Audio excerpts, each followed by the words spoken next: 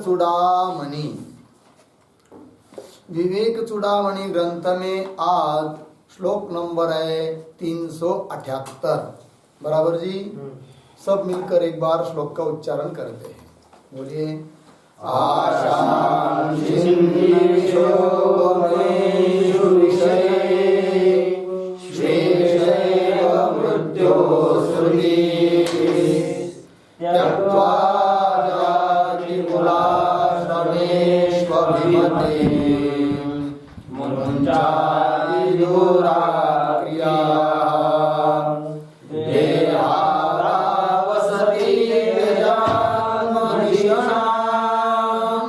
प्रज्ञां कुरुष्वात्मनि त्वं द्रष्टास्यमलोऽसि निर्दयपरं ब्रह्मासि यद्वस्तुतः। पदच्छेद। आशां छिन्दी विशोपमेषु विषयेषु एषा एव मृत्योः श्रुतिः त्यक्त्वा जातिकुलाश्रमेषु अभिमतिं मुञ्च अतिदूरात् क्रियाः देहादौ असति त्यज आत्मधीषणां प्रज्ञां कुरुष्व आत्मनि त्वं द्रष्टा असि अमलः असि निर्द्वयपरं ब्रह्म असि यत् वस्तुतः। ठीक है जी। अन्वय देखिए। पहले पंक्ति में विशोपमेषु विषयेषु आशां छिन्दी एषा एव मृत्योः श्रुतिः।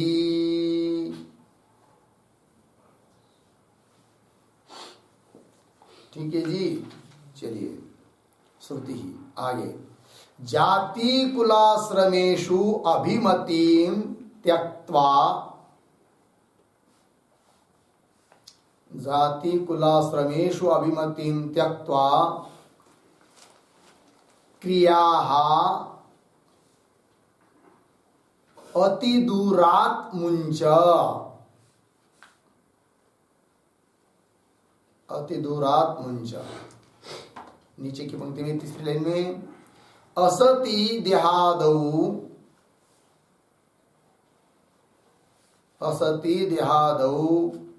आत्मधीषणां त्यज।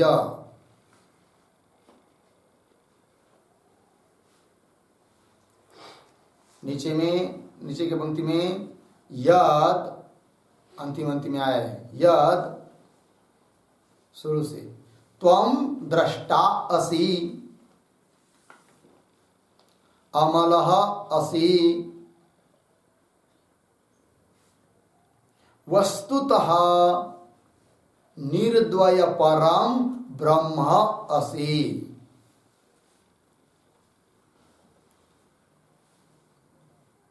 ठीक है जी। चलिए भाई। निर्द्वय यत् त्वं द्रष्टा असि अमलः असि वस्तुतः निर्द्वय परम ब्रह्म असि। रह गया क्या? हाँ ठीक। निर्द्वय परम ब्रह्म असि या तक हुआ ना। तो तीसरी लाइन में चलिए। आत्मनि प्रज्ञां कुरुष्व। आत्मनि प्रज्ञां कुरुष्व। ठीक है। तो पीछे के श्लोक में बताया था वैराग्य और बोध का क्या फल है। अपने अनुभव से उस बात को बताया था। उसी बात को आगे बढ़ाते हुए कह रहे हैं कि साधक ने क्या करना चाहिए, क्या छोड़ना चाहिए, इन सब बातों को कह रहे हैं। तो बहुत काम का श्लोक है। देखिए। विशोपमेषु विषयेषु आशां छिन्दी पहला वाक्य। तो विषयेषु मतलब विषयों के बारे में। शब्द स्पर्श रूप रसगंध गंध आदि विषय कि नहीं। उन विषयों के बारे में आशा छोड़ दो। क्यों, कैसे है वो विषय? तो कह रहे उसका विशेषण दिया है एक, विष उपमेषु विषयेषु। विष की उपमा दी जाती है जिनको, ऐसे विषय, विषय है कि नहीं, विष हुआ और दूसरा विषय।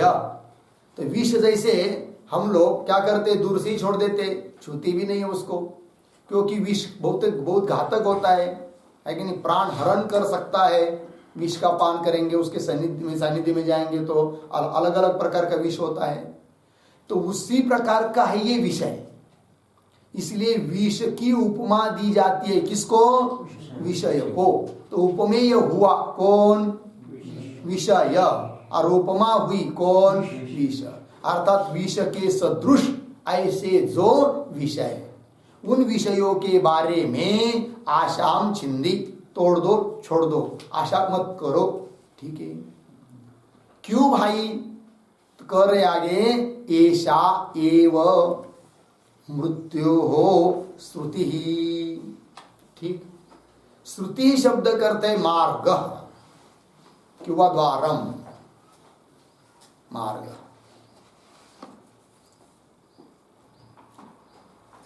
देखिए भाई, श्रुति मतलब मार्ग। तो ऐशा एव, ऐशा, ऐशा आशा एव, ऐशा एव का अर्थ लिखिए आशा एव।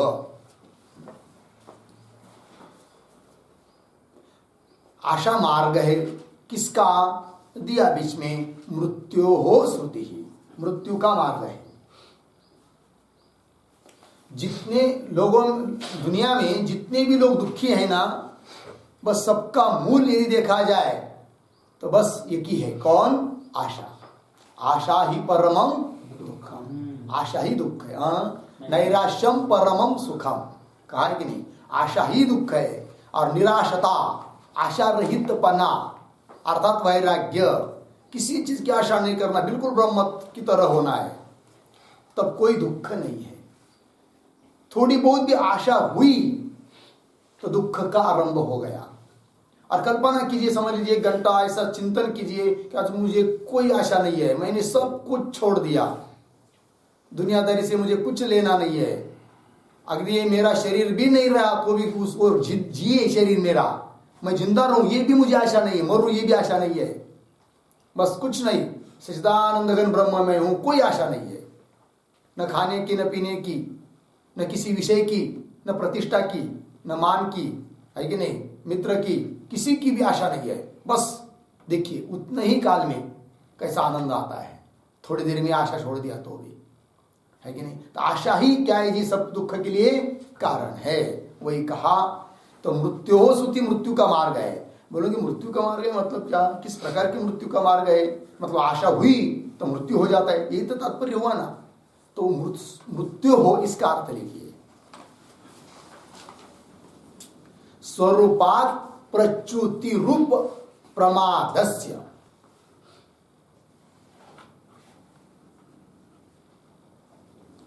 स्वरूपात प्रच्युति रूप प्रमादस्य, अर्थात स्वरूप विस्मृते है,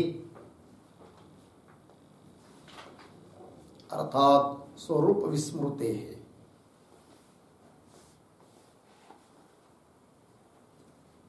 देखिए भाई, यही मृत्यु है, स्वरूप से प्रच्युति, यही मृत्यु है। अपने स्वरूप में भी रह जाते हैं ना तो वही आनंद है, और स्वरूप से हट गया तो मृत्यु है। और कब हटता है मनुष्य स्वरूप से? आशा करते तब, किसी भी चीज की आशा की तो बस आत्मा का वृत्ति रह ही नहीं सकती, तो स्वरूप से अलग हो गए, हट गए, वही क्या है जी, मृत्यु है, वही दुख है। तो वही लिखा, स्वरूपात प्रच्युति, प्रच्युति रूप प्रमाद, यही मृत्यु है, प्रमाद हो जाना, अर्थात स्वरूप का विस्मरण होना, विसरलितया थोर झाली हानि, यही तो है। विसरले, परमात्मा को भूल गए तो बस हानि शुरू हुई। परमात्मा के अलावा, स्वस्वरूप के अलावा आनंद रूपता और कहीं है नहीं, हो सकती नहीं। ठीक है ना जी। तो वही लिखा है फिर, ऐसा एव मृत्यो श्रुति। फिर क्या करे तो बता रहे आगे, जाति, तो ये तो कह दिया ना, विषयोपमेशु विषयेशु आशाम छिंद, आशा को छोड़ दो, एक विधान हुआ। क्यों छोड़ो उसका कारण भी बताया कि यही मृत्यु का स्वरूप स्मृति का क्या है जी, द्वार है। एक बात ये हो गई। और क्या आगे बता रहे, जाति कुलाश्रमेशु अभिमतिम त्यक्त्वा, है कि नहीं, छोड़ने के लिए भी कह रहे, क्या छोड़ा, और तो जाति है कि नहीं, व्यक्ति हुआ मनुष्य तो शरीर को निमित्त करके क्या होती, कोई न कोई जाति होती है। लेकिन जाति का आश्रय किस कौन है, शरीर है कि आत्मा है? शरीर है। और शरीर अपना स्वरूप है क्या? नहीं। अपना स्वरूप क्या है? आत्मा है। जो अपना स्वरूप है उसमें जाति है क्या? नहीं है। जहाँ जाति है वो अपना स्वरूप है क्या? नहीं है। फिर जाति का अभिमान क्यों करे? जाति रहती शरीर में, उसका साथ हमारा कोई संबंध है नहीं है, और जिसका साथ हमारा संबंध है उसमें कोई जाति है नहीं है। यही तो आश्चर्य है। ठीक है ना जी। तो देखिए भाई, जाति का बहुत लोगों का अभिमान होता है, हर एक लोगों का अभिमान होता है। केवल श्रेष्ठ जाति वाले को ही अभिमान होता है ऐसा नहीं। अथवा से इति तक किसी भी जाति में कोई जन्मा हो उसको अपने अपने जाति का क्या होता है? अभिमान होता है, अहंकार जिसको बोलते हैं। पुनः कुल का भी अभिमान होता है कि नहीं? मैं, मेरा अमुक कुल है, मेरा अमुक कुल है, मैं श्रेष्ठ कुल का हूं, तुम कनिष्ठ कुल के हो, इस प्रकार से कुल। आश्रम का भी अभिमान होता है। आश्रम मतलब जी ब्रह्मचर्य आश्रम, गृहस्थाश्रम, वानप्रस्थाश्रम, संन्यासाश्रम, ये भी होता है। लेकिन शास्त्र कहता है सभी आश्रम और सभी अभिमानों को छोड़ दो। जाति का भी, कुल का भी, आश्रम भी, और भी कोई अभिमान हो, है कि नहीं? किसी को रूप का अभिमान हो सकता है, अहंकार कि मैं सुंदर हूं, मैं धनी हूं, धन का अभिमान हो सकता है, चाहे किसी भी पद का अभिमान हो सकता है, प्रतिष्ठे का अभिमान हो सकता है कि नहीं? सभी प्रकार के अभिमान को, अहंकार को छोड़ दो, ये कह रहे हैं। जाति कुल आश्रमेशु अभिमतिम, अभिमतिम शब्द करते हैं अहंकार, अहंकारम त्यक्त्वा, छोड़कर। फिर क्या करे और आगे? तो क्रिया दूरात मुंच। देखिए क्रिया कब होती है जी? जाति इत्यादि का अभिमान रहता है ना, जाति का, कुल का, आश्रम का अभिमान रहता है ना, अहंकार रहता है ना, तब क्या होती है जी? क्रिया होती है। तो कर रहे अहंकार भी छोड़ दो, और उस अहंकार के निमित्त से होने वाली जो क्रिया, उस क्रिया को भी छोड़ दो। तो क्रिया, क्रिया शब्द का अर्थ लिखिए जात्यादि निमित्ता क्रिया।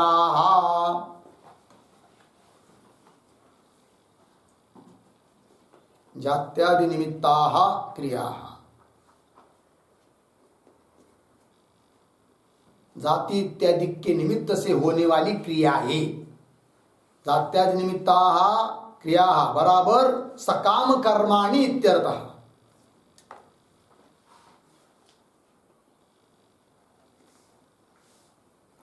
सभी कर्मों को छोड़ दो, वही लिखा है क्रिया अति दूरात्मुंच, अत्यंत दूर से ही क्या करो भाई? छोड़ दो। फिर और क्या? तो आगे कह रहे हैं असति देहादौ आत्मधीषणाम त्यज। ठीक है, असति देहादौ, देहादौ इसका विशेषण है असति। असति शब्द करता है मिथ्याभूते।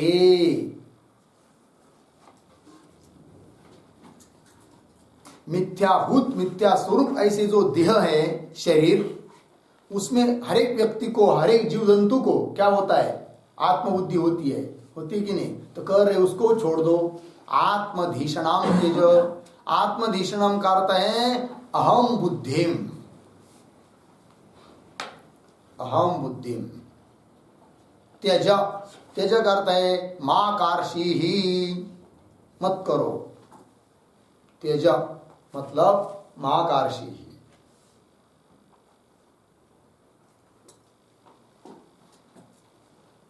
लग गया जी? चलिए भाई, आत्मधीषणाम त्यज, अहम बुद्धि, मैं हूं, ये मेरा स्वरूप है, ऐसी जो आत्मबुद्धि है ना देहादिकों में, उसको भी क्या करो? छोड़ दो, त्याग दो। ये कह दिया आत्मधीषणाम त्यज। फिर आगे यत् का अर्थ है यस्मात् कारणात्, क्योंकि भाई, यस्मात् कारणात्, यत् का मतलब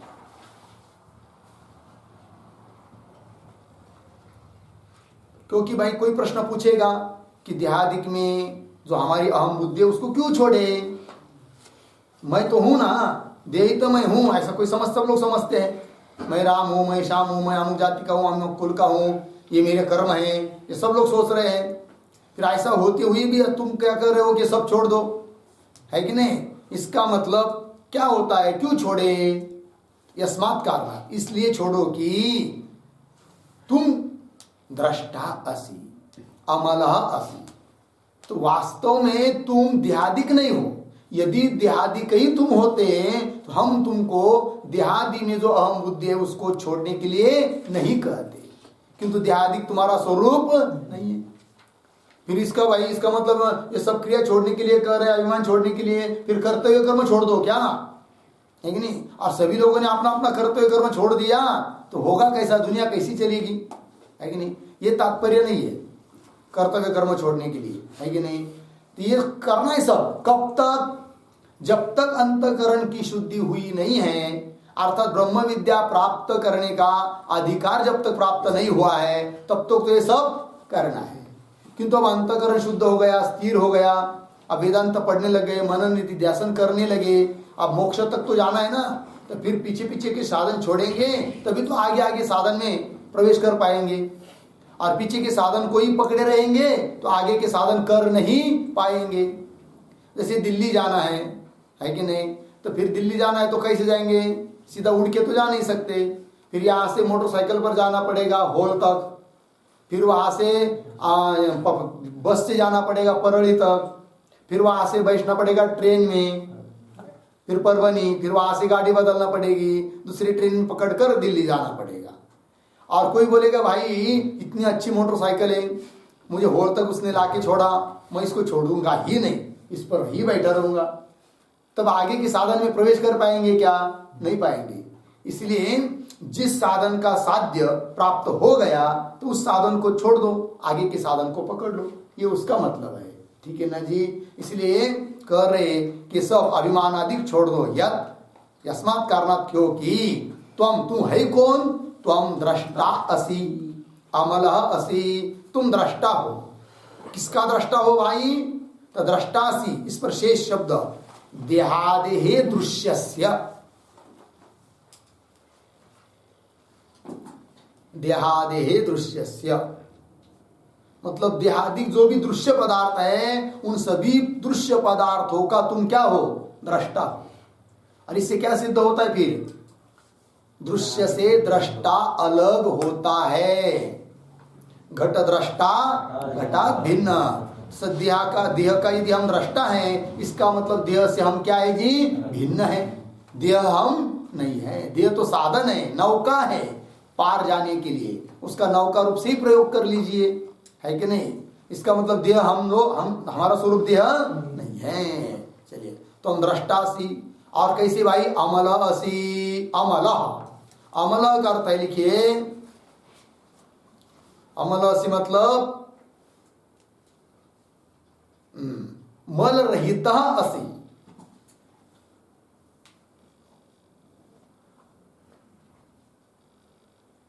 मल रहित असि, अर्धविराम, देहादेहे समलत्वात्। चलिए भाई, देहादिक तो मल है और हम तो मल रहित है, अमल है, कोई मल हमारे में नहीं है कि नहीं जी? ये बात हुई। न कर्तृत्व है, न भोक्तृत्व है, न शरीर है, न मन है, न बुद्धि है, न पाप है, न पुण्य है, न भोक्ता है कि नहीं? हम क्या है? इन सबसे अतीत है। भोक्तृत्व धर्म भी अंतःकरण का है, बुद्धि का है, हमारा नहीं है। कोई धर्म हमारे में नहीं है। किसमें? आत्मा में। लग गए जी? इसलिए कहा तुम दृष्टासि अमलसी। और आगे, वस्तुतः निर्द्वय परम ब्रह्मासि। अंतिम बात कर रहे, वस्तुतः देखा जाए तो तुम कैसे हो? निर्द्वय परम ब्रह्म असि। निर्द्वय परम, निर्द्वय परम मतलब जी, हाँ, निर्गतम द्वयम यस्मात्,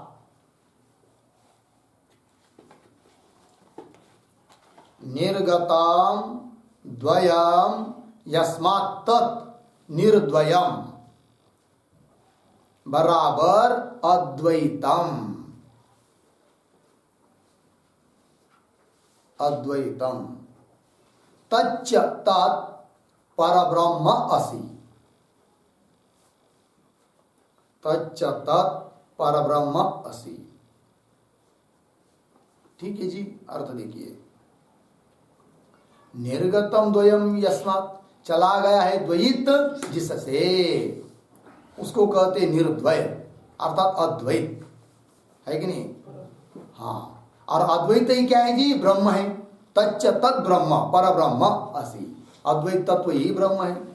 तो निर्द्वय परम ब्रह्म असि, लग गया जी? आगे अब इसलिए क्या करो? अंतिम आत्मनि प्रज्ञाम कुरुष्व।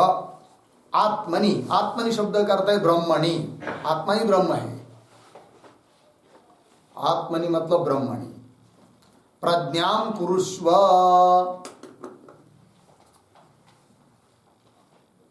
मतलब क्या? तो प्रज्ञाम कुरुष्व इसका अर्थ लिखिए, प्रज्ञाम बराबर अहम ब्रह्मास्मि इति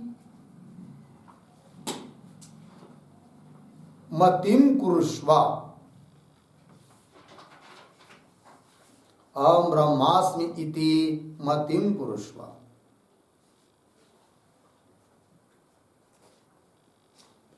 अर्धविराम। निर्विकल्पक समाधिना संपादय इत्यर्थः। निर्विकल्पक समाधिना संपादय इत्यर्थः। ठीक है जी, देखिए भाई, आत्मनि प्रज्ञाम कुरु मतलब क्या? अहम ब्रह्मास्मि, इस प्रकार की बुद्धि करो। कैसी करो? निर्विकल्पक समाधि के द्वारा अहम ब्रह्मास्मि इस बुद्धि पर आरूढ़ हो जाओ, ये उसका अर्थ हुआ। लग गया जी? चलिए श्लोक को याद कीजिए भाई, बहुत अच्छा है। अब आगे के श्लोक को जाते हैं। श्लोक नंबर 379, ध्यान विधि। ध्यान कैसा करना, इसको अब कह रहे हैं। श्लोक को पढ़ते हैं। लक्ष्ये ब्रह्मणि मानसं दृढ़तरं संस्थाप्य बाह्येन्द्रियं। लक्ष्ये ब्रह्मणि मानसं दृढ़तरं संस्थाप्य बाह्येन्द्रियं। स्वस्थाने विनिवेश्य निश्चलतनुश्चोपेक्ष देह स्थितिम्। स्वस्थाने विनिवेश्य निश्चलतनुश्चोपेक्ष देह स्थितिम्। ब्रह्मात्मैक्यमुपेत्य तन्मयतया चाखण्डवृत्त्या निशम्। ब्रह्मात्मैक्यमुपेत्य तन्मयतया चाखण्डवृत्त्या निशम्। ब्रह्मानन्दरसं पिबात्मनि मुदा शून्यैः किमन्यैर्भ्रमैः। ब्रह्मानन्दरसं पिबात्मनि मुदा शून्यैः किमन्यैर्भ्रमैः। लक्ष्ये ब्रह्मणि मानसं दृढ़तरं संस्थाप्य बाह्येन्द्रियं। स्वस्थाने विनिवेश्य निश्चलतनुश्चोपेक्ष देह स्थितिम्। ब्रह्मात्मैक्यमुपेत्य तन्मयतया चाखण्डवृत्त्या निशम्। ब्रह्मानन्दरसं पिबात्मनि मुदा शून्यैः किमन्यैर्भ्रमैः। लक्ष्ये ब्रह्मणि मानसं दृढ़तरं संस्थाप्य बाह्येन्द्रियं। स्वस्थाने विनिवेश्य निश्चलतनुः च उपेक्ष देह स्थितिम्। ब्रह्मात्मैक्यम उपेत्य तन्मयतया च अखंडवृत्त्या अनीशम ब्रह्मानंदरसम पिब आत्मनि मुदा शून्यैः किम अन्यैः भ्रमैः। ठीक है जी, अन्वय देखिए भाई। मानस लक्ष्ये ब्रह्मणि दृढ़तरम संस्थाप्य, मानसम लक्ष्ये ब्रह्मणि दृढ़तरम संस्थाप्य, नीचे के लाइन में देह स्थिति उपेक्षा च निश्चल तनु, ऊपर बाह्येन्द्रिय स्वस्थाने विनिवेश्य, बाह्येन्द्रिय स्वस्थाने विनिवेश्य। ठीक है, आगे ब्रह्मात्मैक्यम उपेत्य च तन्मयतया अखंड वृत्त्या अनीश, नीचे के लाइन में आत्मनि ब्रह्मानंद रसम मुदा पिब,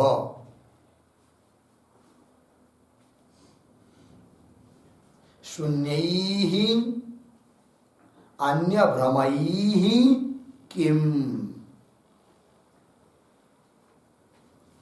ठीक है जी, देखिए भाई, ध्यान विधि, ध्यान कैसा करे, केवल आंख बंद कर दिया एकांत में, थोड़ा सा पीठ को सीधा करके बैठ गया, ध्यान हो गया, ऐसी बात नहीं है कि नहीं। बाहर के दूसरे लोगों को तो लगेगा कि देखो भाई कितना ध्यान, घंटा हो गया ऐसे बैठे, लेकिन पता नहीं कहाँ अंदर घूम रहे, दिल्ली कलकत्ता तो ध्यान नहीं है।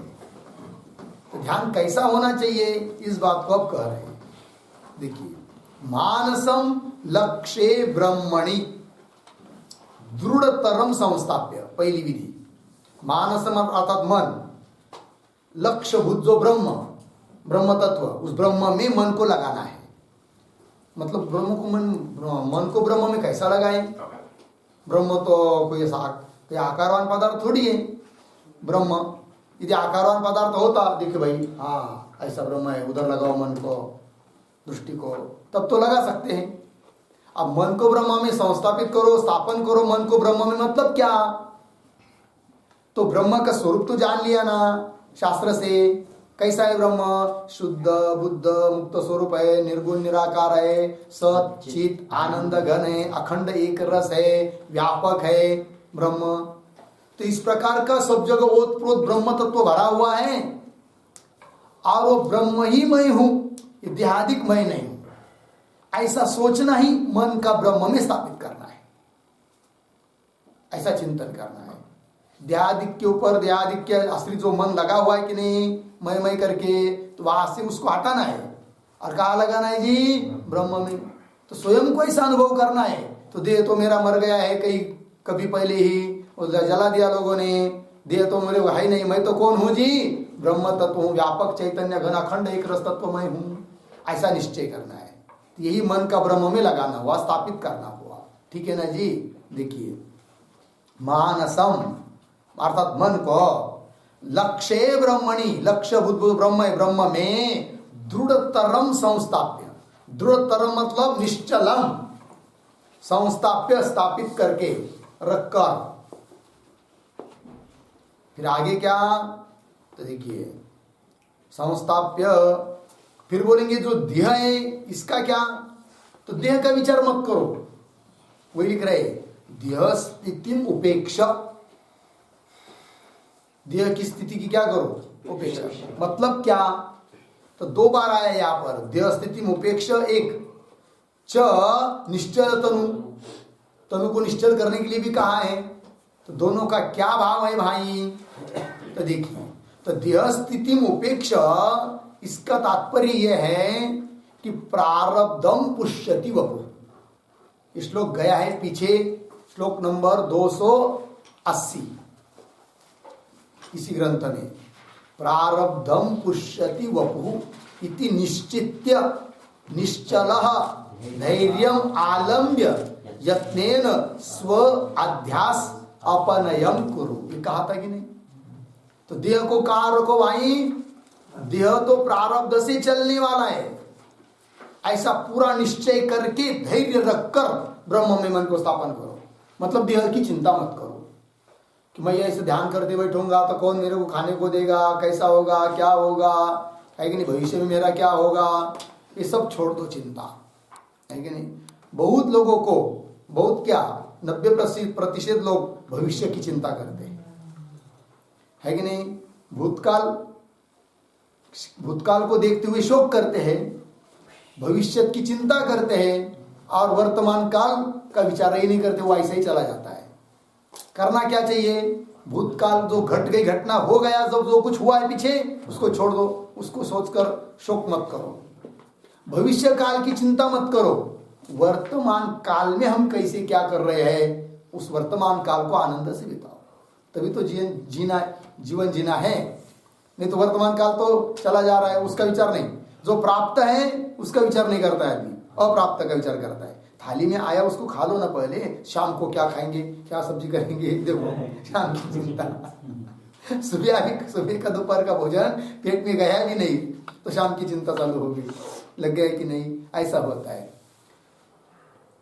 देखा है कि नहीं, कभी बाजार में, कभी यात्रा में आप लोग गए होंगे, रास्ते के किनारे में वहां पर कभी कभी कोई आदमी बैठा रहता है और उसके सामने एक थोड़ा सा ऐसे कपड़ा रहता है डाला हुआ, और उसके बहुत सारी चिट्ठियां रहती हैं, और उसके बगल में एक पिंजरा होता है, और ये उस पिंजरे में क्या होता है जी? मिट्टू, तोता, पोपट वो होता है, ठीक है ना। फिर जाते आते लोग क्या करते हैं, उसका क्या रेट ज्यादा नहीं होता है, 2 रुपया 5 रुपये कुछ होता होगा, है कि नहीं। आप 10 हो गया होगा अभी, है कि नहीं। तो फिर वहाँ पैसा रख दिया, तो फिर वो मिट्टू को, तोते को क्या करता है, उस जाली से निकलता है, वो पड़ा हुआ रहता है, उसको वो उड़ के नहीं चला जाता, वहां आता है, उन चिट्ठियों में से एक चिट्ठी उठाता है और उसके हाथ में दे देता है। तब आदमी उसको पढ़ता है और पढ़कर सुनाता है, फिर सुनने वाला बेचैन हो जाता है। क्यों ऐसा होता है जी? क्यों देखते हैं ये लोग? त्याला म्हणतात काय, हात दाखवून अवलक्षण।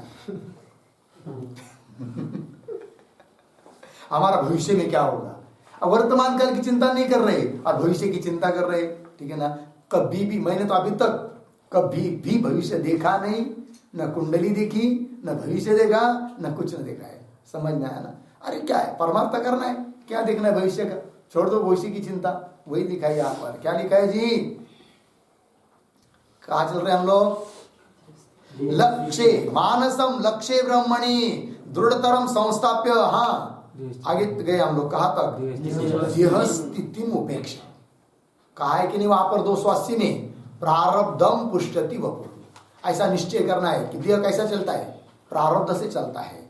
इसलिए उस देह स्थिति, देह का पोषण, देह का भरण, देह की रक्षा कैसा होगा, इस प्रकार का अभिमान, ये सब छोड़ दो। ये कह दिया, एक टिप्पणी लिखी, एक वाक्य लिखी आप देह स्थिति के ऊपर।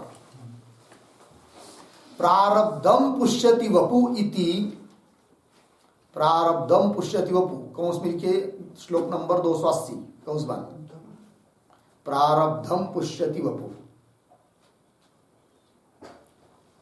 280 आगे कौंस बंद। इति निश्चित्य देह स्थिति तत्पोषणादौ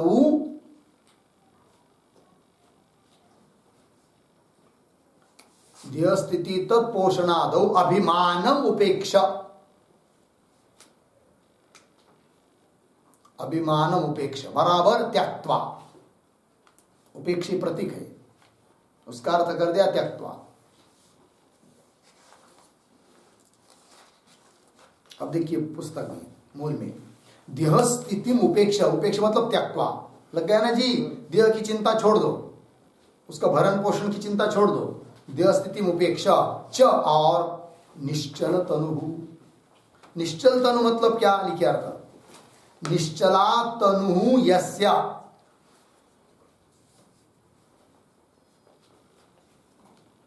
निश्चला तनु यस्य सह,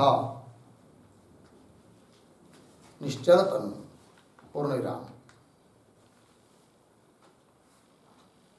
उद्धरण चिन्ह में स्थिर सुखम आसनम का वाक्य है? योग सूत्र। स्थिर सुखम आसनम, स्थिरम सुखम आसनम। दूसरे पाद का 46 नंबर का श्लोक है, 2.46 कौन बंद। इति योग सूत्रानुसारेण,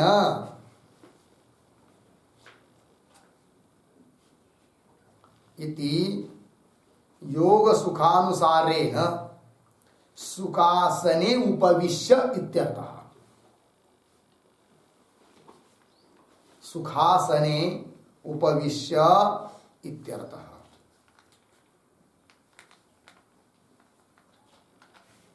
ठीक है जी, चलिए भाई। तो वही बता रहे हैं, निश्चल तनु। तनु मतलब शरीर को निश्चल करना है। निश्चल करना है मतलब क्या? योग सूत्र में कहे हुए के अनुसार सुखासन में बैठना है। जिस आसन पर बैठकर आपको ध्यान करने हो सकता है, ऐसे आसन पर बैठकर ध्यान करना है। निश्चल तनु हूं। फिर आगे, बाह्येन्द्रियम स्वस्थाने निविश्य। बाह्येन्द्रियम, बाह्येन्द्रियम का अर्थ लिखिए ज्ञान कर्मेंद्रिय ग्रामम।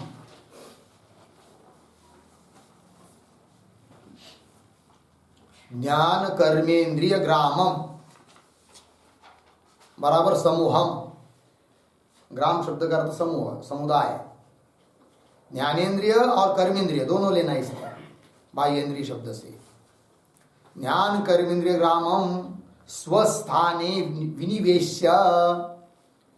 स्वस्थाने मूल मध्ये प्रतीक है। बाह्येन्द्रियम का अर्थ क्या लिखा? ज्ञान कर्मेंद्रिय ग्रामम समूह। अब पुनः आगे श्लोक में चलिए। बाह्येन्द्रियम स्वस्थाने विनिवेश्य। स्वस्थाने, स्वस्थाने शब्द का अर्थ लिखिए स्वगोलके। स्वस्थाने मतलब स्वगोलके विनिवेश।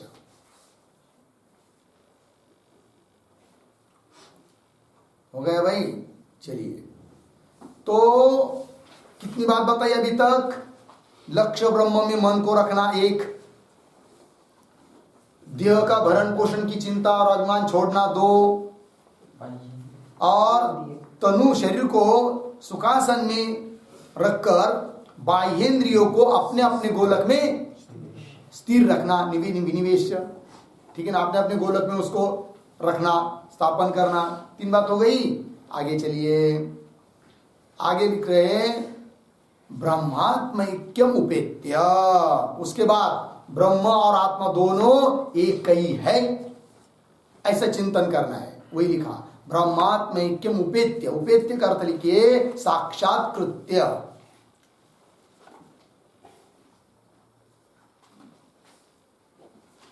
ब्रह्मात्मैक्य का साक्षात्कार करके, प्रत्यक्ष करके। फिर उसके बाद क्या करें? तन्मयतया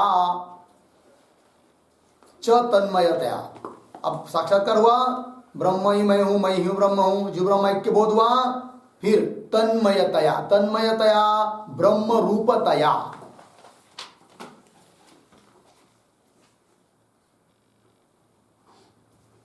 तन्मयता है मतलब ब्रह्म रूपतया, ब्रह्म रूप से ही बस लगा रहे, ध्यान करते रहे। कैसा? अखंड वृत्त्या। अनिशम, अनिशम का अर्थ है अहर्निशम।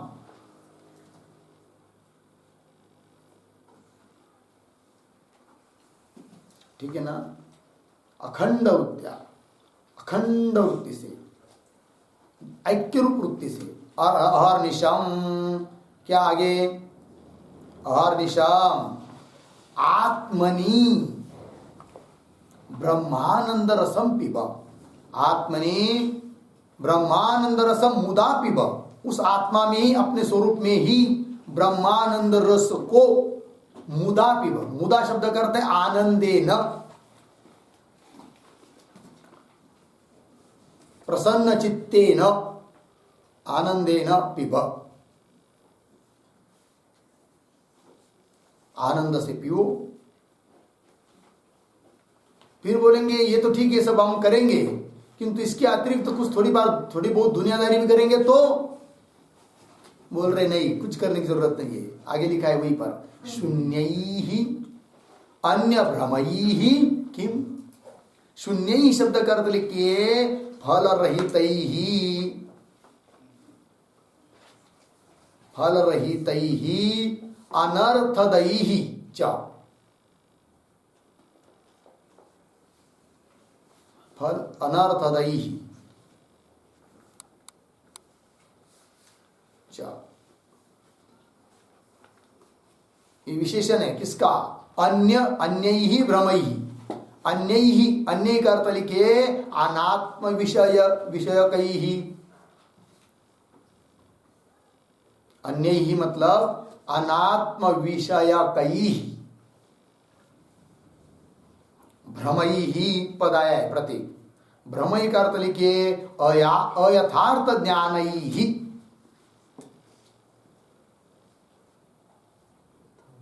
अयथार्थ ज्ञानैहि किम बराबर किम प्रयोजनम, किम प्रयोजनम बराबर को लाभः।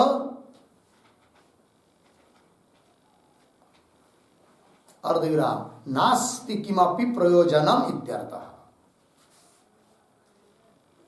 नास्ति किमपि प्रयोजनम इत्यर्थः।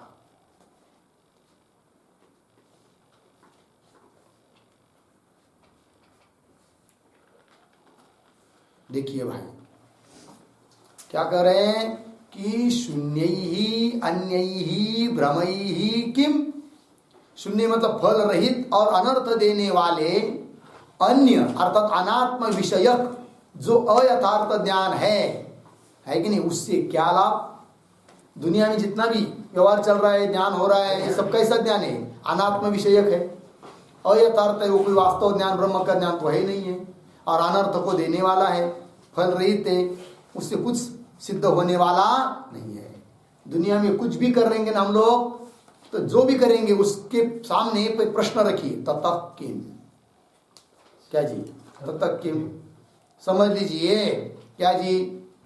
कोई भी समझ लीजिए, क्या गाड़ी लिया, बहुत गाड़ी खरीद करना है, ततः किम किस लिए? बोले घूमने के लिए, ततः किम समझ लीजिए, घूमेंगे, ततः किम घूमेंगे, उससे क्या? ततः किम आनंद आएगा। तो लेकिन वो आनंद कैसा है?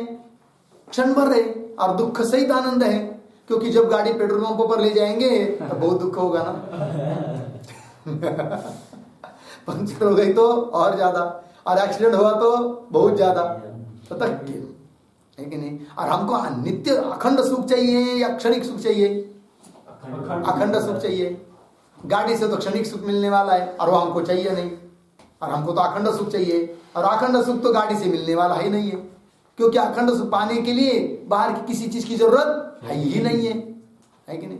तो भी आदमी दुखी होता है। कितना आश्चर्य की बात है। बहुत सारे लोग दुखी दिखते कि नहीं? क्यों दुखी दिखते हैं? मुझे ये नहीं है, मुझे वो नहीं है, ऐसा होना चाहिए था, वैसा होना चाहिए था, ऐसा होता तो कितना बढ़िया होता। ये सब आशा आशा आशा आशा ही आदमी को घुमा रही है, और कुछ नहीं है। और सभी आशा छोड़ दो, है कि नहीं? आशा रहित बन जाइए, तब क्या है जी? आनंद है। महाआनंद ब्रह्मानंद पाने के लिए, अखंड आनंद पाने के लिए कहीं जाने की जरूरत नहीं, कुछ करने की जरूरत नहीं है। लेकिन करने की जरूरत है नहीं, और आदमी सब कुछ कर रहा है, उसके लिए मिलेगा कैसा? नहीं मिल सकता है ना, है कि नहीं? कितना बढ़िया बताया है।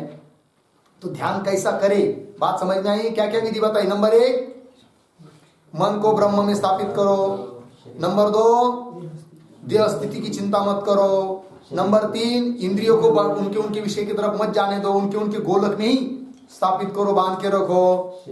शरीर को सुख आसन में रखो, और फिर ऐसा करके ब्रह्मात्म ऐक्य का क्या करो? साक्षात्कार करो। फिर उस अखंड वृत्ति से तन्मय होकर, तद्रूप होकर अहरनिश ब्रह्मानंद का अनुभव करो। आनंद ले लो, आनंद से पीब, आत्मनि ब्रह्मानंदम पीब। उसको छोड़कर बाकी दुनियादारी से कुछ लेना देना नहीं है, सब कुछ छोड़ दो। ये कह दिया, हो गया जी। चलिए, तो इस श्लोक को भी याद कीजिए भाई, बड़े बड़े श्लोक है लेकिन बहुत सुंदर है। हो गया। अब आगे के श्लोक को चलते हैं। श्लोक नंबर 380। अनात्मचिन्तनं त्यक्त्वा अनात्मचिन्तनं त्यक्त्वा कश्मलं दुःखकारणं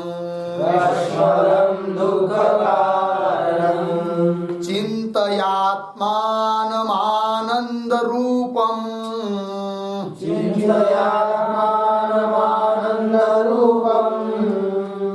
यन्मुक्तिकारणम्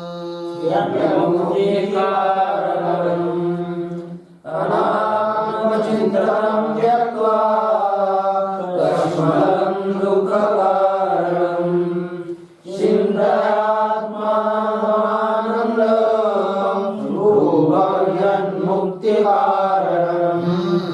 उत्तरार्ध को पढ़ते समय चिंतयात्मानमानंद याद, रूप को आगे लीजिए तब छंद बैठता है। रूपम यन्मुक्ति कारणम, रूपम यन्मुक्ति कारणम। ठीक है, देखिए अनात्म चिंतनम त्यक्त्वा कश्मलम दुख कारणम चिंतय आत्मानम आनंद रूपम यत् मुक्ति कारणम। अन्वय देखिए, कश्मलम दुख कारणम अनात्म चिंतनम त्यक्त्वा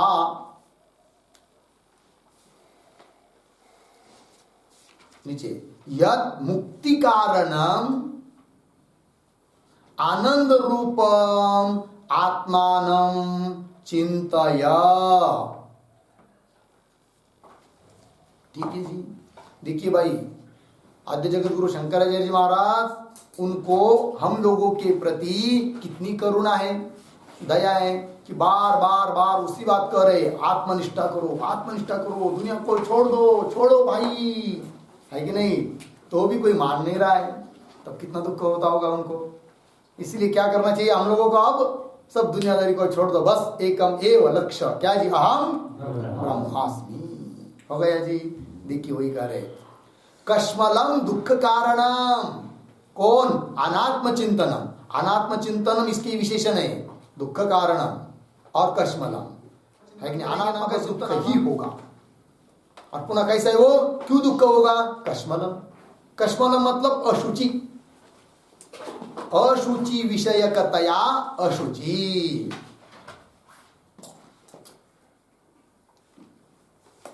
अशुचि विषयकतया अशुचि। ठीक है ना जी? अशुचि विषयकतया अशुचि। अब देखिए अर्थ, कश्मलम ये विशेषण किसका? अनात्म चिंतनम, है कि नहीं? चिंतन, अनात्म चिंतन ये भी क्या? अशुचि है, अपवित्र है। क्यों? उसका विषय अशुचि होने के कारण। अनात्मा का चिंतन करेंगे तो विषय कौन हुआ? अनात्मा पदार्थ। और अनात्मा पदार्थ कैसा है? अशुचि है, अपवित्र है कि नहीं? तो अशुचि विषयों का चिंतन भी क्या है? अशुचि ही है। इसलिए कश्मलम कह दिया। कश्मलम दुख कारणम अनात्म चिंतनम त्यक्त्वा, छोड़कर क्या करो? कि यत् मुक्ति कारणम, जो मोक्ष के लिए कारण है। तो मुक्ति कारणम मतलब देखिए, आत्यंतिक दुख निवृत्ति हेतु, आत्यंतिक दुख निवृत्ति हेतु।